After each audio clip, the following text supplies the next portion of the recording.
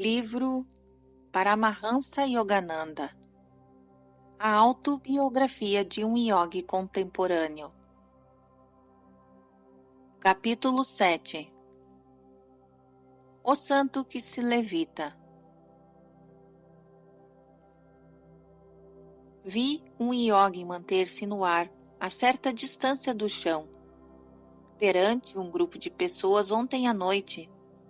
Contava meu amigo Upendra Mohan Chaudhuri, muito impressionado.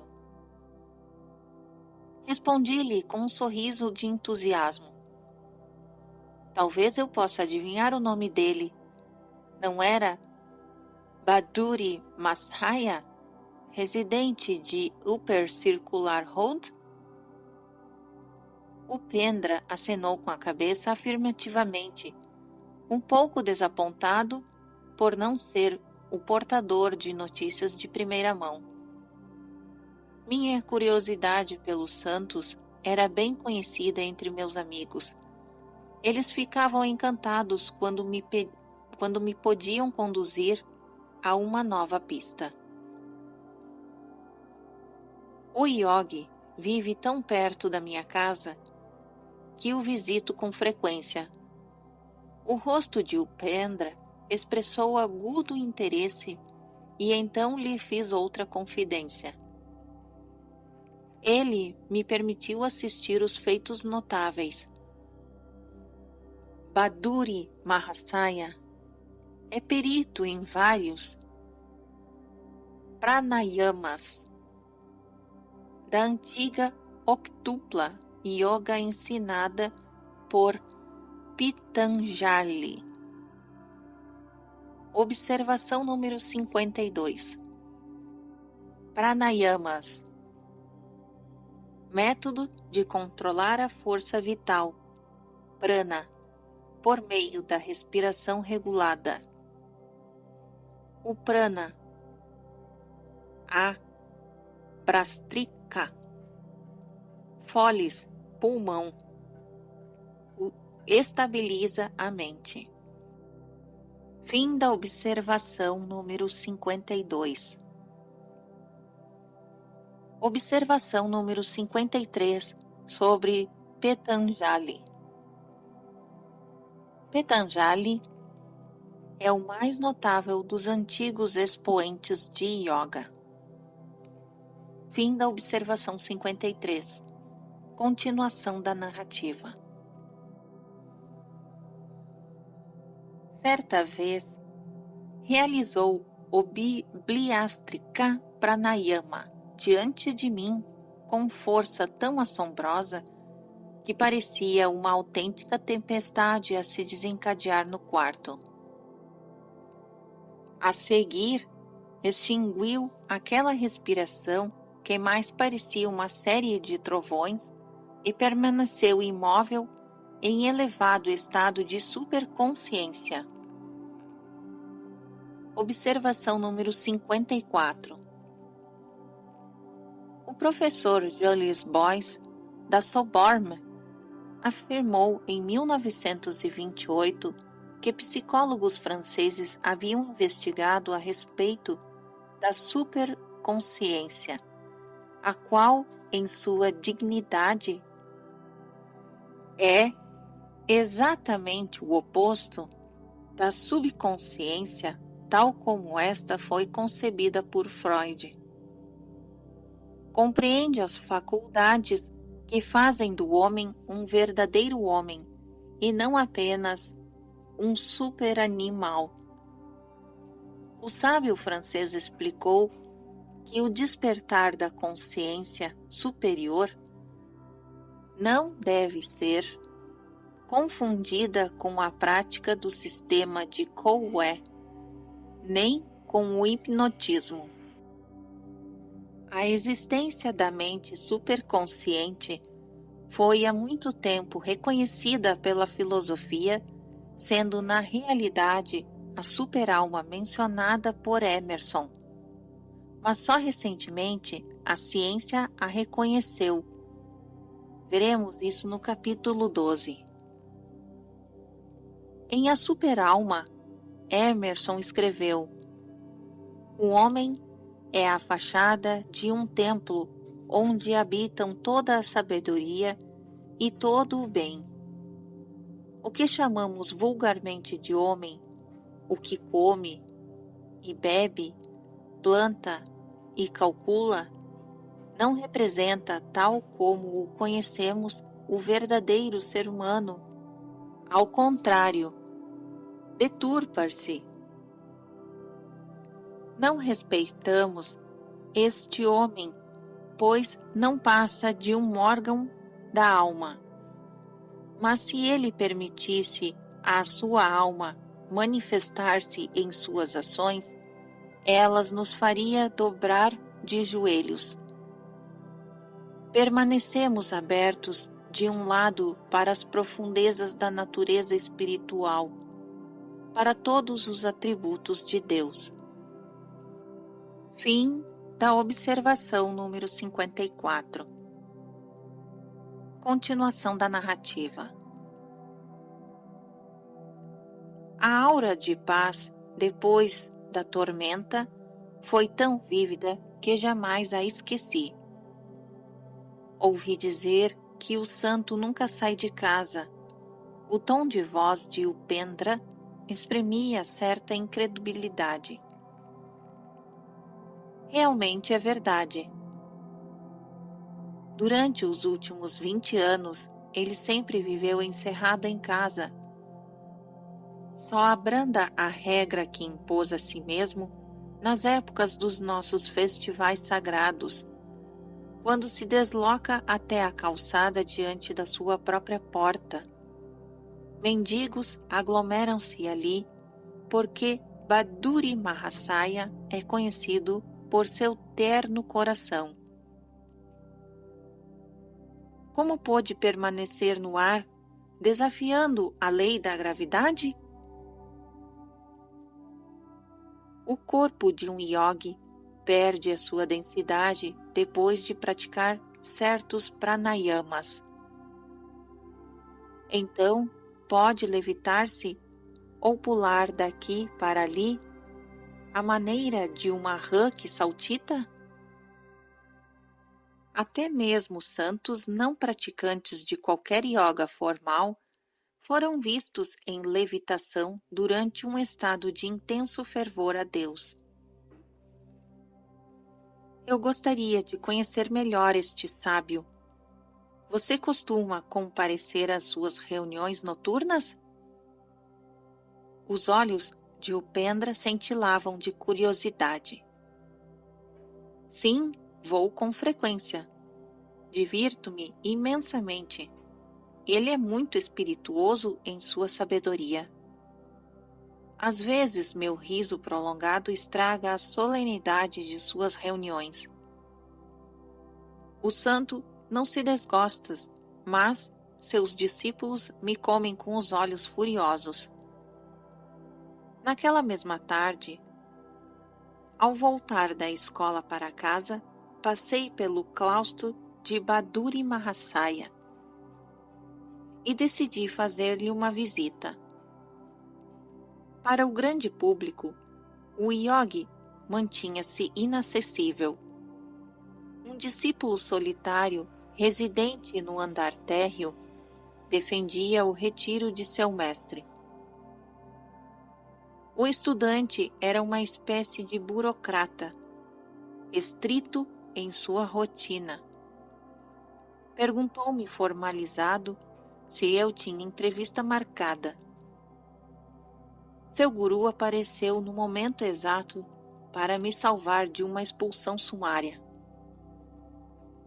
Deixe Makunda passar quando ele quiser. E o sábio piscou um olho para mim. Minha regra de isolamento não existe para meu próprio conforto, mas para os dos outros. Gente mundana não aprecia a fraqueza que lhe destrói as ilusões. Os santos não são apenas raros, mas desconcertantes. Até nas escrituras se pode frequentemente encontrá-los embaraçantes. Segui Baduri Mahasaya a seus aposentos austeros no andar superior, donde raras vezes saía. Os mestres geralmente ignoram o panorama do bulício do mundo e permanecem fora do foco enquanto ocupam o centro dos milênios. Os contemporâneos de um sábio não são apenas os de seu estreito presente. Observação número 55. A palavra Maharishi significa grande sábio. Continuação da narrativa. Maharishi, entre os yogis que eu conheço, o Senhor é o único que vive sempre dentro de casa. Às vezes, Deus planta seus santos em solos inesperados para não pensarmos o que podemos reduzir a uma regra. O santo isolou seu vibrante corpo na posição de lótus. Septuagenário, não demonstrava sinais de decrepitude ou de vida sedentária. Com o vigor e aprumo, tinha um porte ideal. Sua face, segundo descrições de livros antigos, era de um rishi. De cabeça nobre e abundante barba, sentava-se invariavelmente ereto e firme, com os olhos imóveis focalizados na onipresença. O santo e eu entramos em meditação. 1 hora depois, sua voz suave alcançou meus ouvidos. Você entra em silêncio frequentemente, mas já desenvolveu Anubhava? Observação número 56. A palavra Anubhava significa percepção real de Deus. Continuação da narrativa. Em outras palavras, ele me recordava que eu devia amar a Deus mais do que a meditação. Não confunda a técnica com a meta. Ofereceu-me várias mangas. Com a inteligência espirituosa que eu achava encantadora em sua natureza grave, ele comentou: geralmente as pessoas apreciam mais Jala Yoga, união com o alimento, do que Dhyana Yoga, união com Deus. Seu trocadilho afetou-me sonoramente. Que gargalhada você tem! Uma cintilação afetuosa apareceu em seus olhos. Trazia o rosto sempre sério, mas nele se distinguia a marca sutil de um exático sorriso. Seus grandes olhos de lótus escondiam um riso divino. Aquelas cartas vêm da longínqua América. O sábio indicou diversos envelopes volumosos sobre a mesa. Mantenho correspondência com algumas sociedades cujos membros se interessam por yoga. Estão descobrindo a Índia outra vez, com um senso de orientação mais apurado que o de Colombo. Sinto-me feliz em ajudá-los. O conhecimento da yoga, como a luz do dia, é livre para todos os que desejam receber. O que os rishis perceberam como essencial à salvação humana não precisa ser diluído para o uso do Ocidente. Semelhantes em alma, embora diferentes em experiência externa, nem o Ocidente nem o Oriente florescerão se alguma forma disciplinar de yoga não for praticada. O santo demorou em mim seus olhos serenos e não percebi que seu discurso era uma velada profecia. Somente agora, ao escrever estas palavras, compreendo o pleno significado das instruções causais, muitas vezes feitas por ele, de que no futuro eu levaria à América os ensinamentos da Índia. Maharishi, por que não escreve um livro sobre yoga para benefício do mundo? Estou treinando discípulos. Eles e seu séquito de estudantes servirão como volumes vivos, provas concretas contra a natural desintegração do tempo e as artificiais interpretações dos críticos. Permaneci sozinho com o yogi, até seus discípulos chegarem à noite. Baduri Mahasaya começou um de seus inimitáveis discursos. Como inundação pacífica, ele impeliu para longe os detritos mentais de seus ouvintes, levando-os a flutuar em direção a Deus. Suas parábolas admiráveis eram expressas em fluente bengali. Nessa noite, Baduri explanou várias questões filosóficas relacionadas com a vida de Mirabai, princesa medieval de Rajput, que abandonou a corte para buscar companhia dos santos.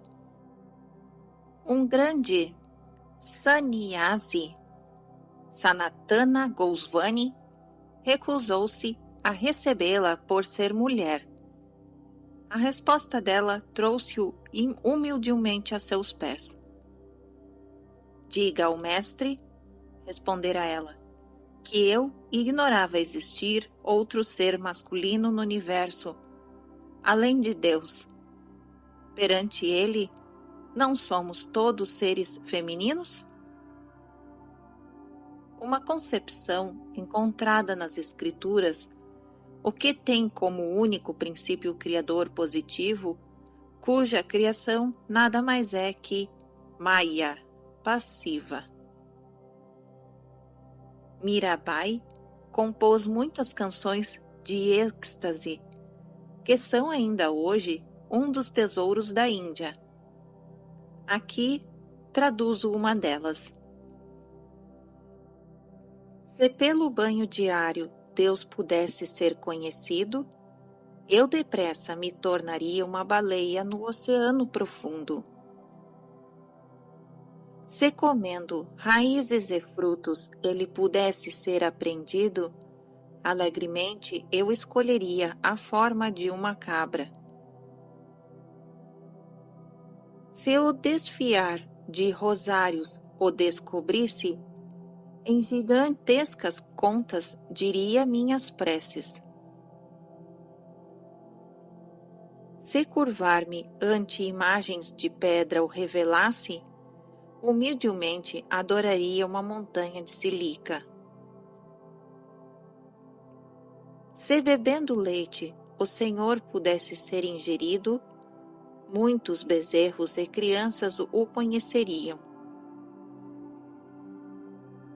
Se abandonando a esposa alguém pudesse intimar a Deus a visitá-lo, não haveria milhares de eunucos?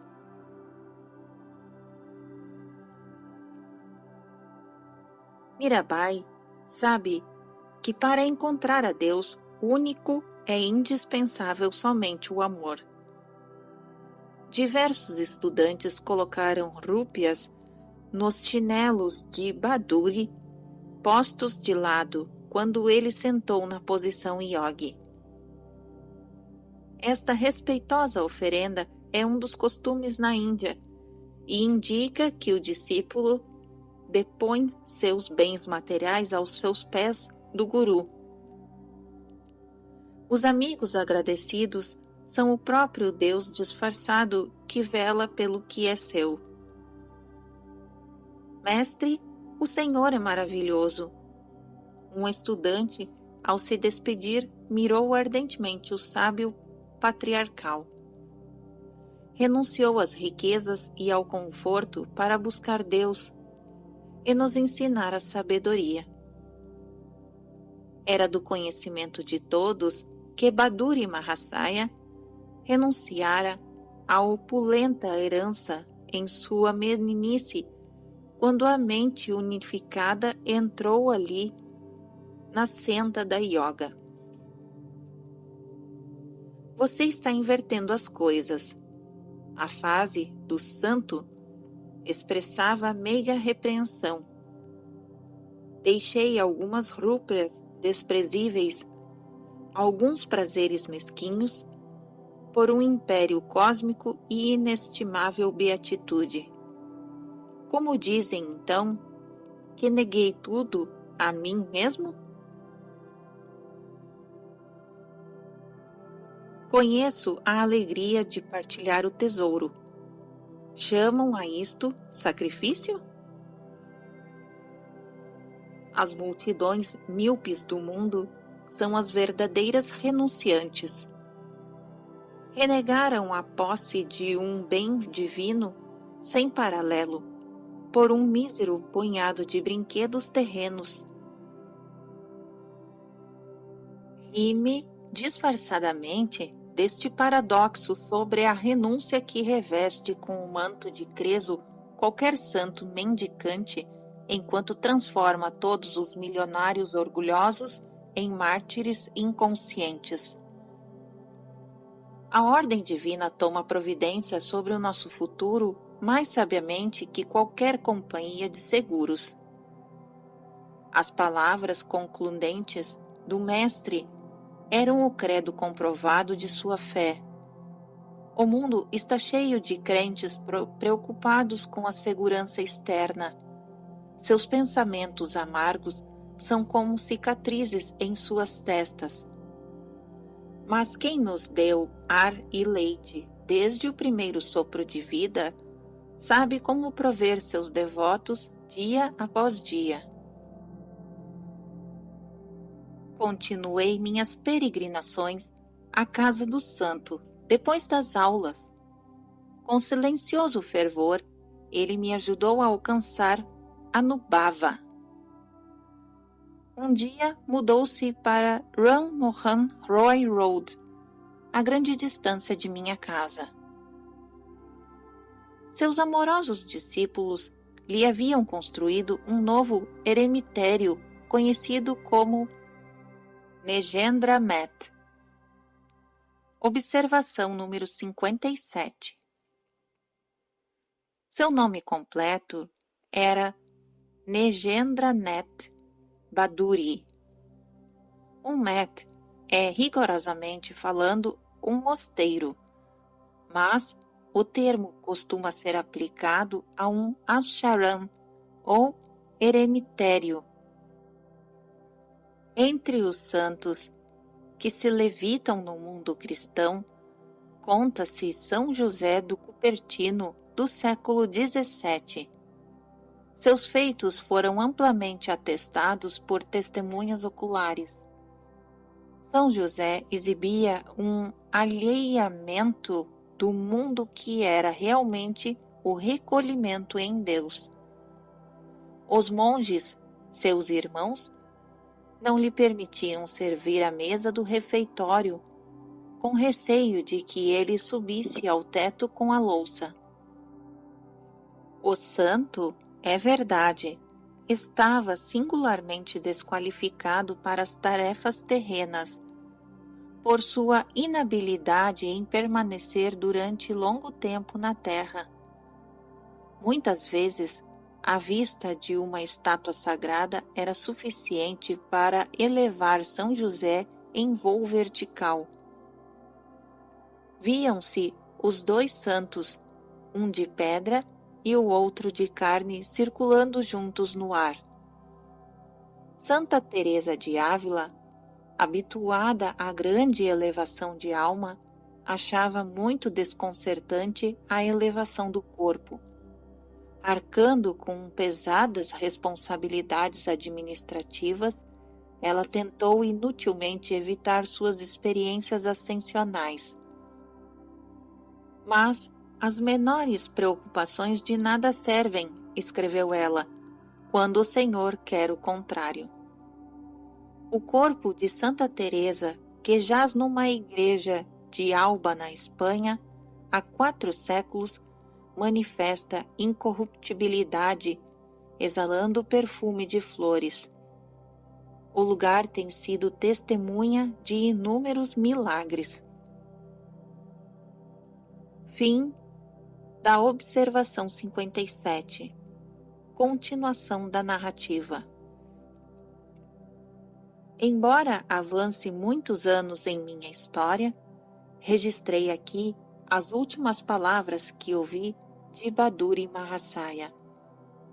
Pouco antes de embarcar para o Ocidente, procurei-o e ajoelhei-me com humildade para receber sua bênção de despedida. Filho, vá à América. Tome a dignidade da veneranda Índia como seu escudo. A vitória está escrita em sua fronte. O nobre e distante povo o receberá bem.